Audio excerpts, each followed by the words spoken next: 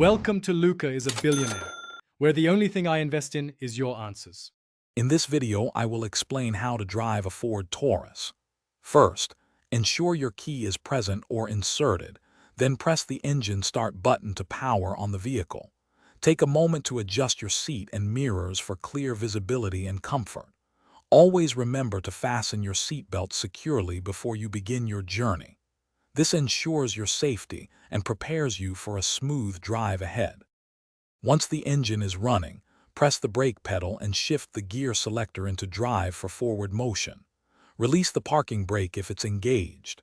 Gently press the accelerator pedal to begin moving and increase your speed. To slow down or stop, smoothly apply pressure to the brake pedal.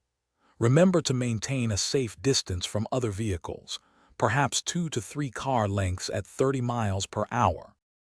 Modern Ford Taurus models often include helpful features.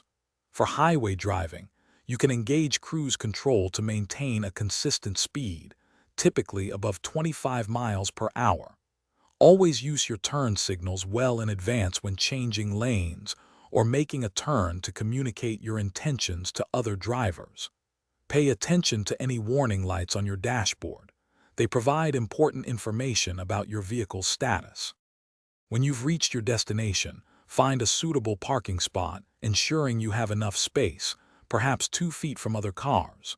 Once parked, shift the gear selector into park and engage the parking brake for added security. Finally, turn off the engine by pressing the start button or turning the key, and then remove the key or exit the vehicle. Always double-check that all lights are off.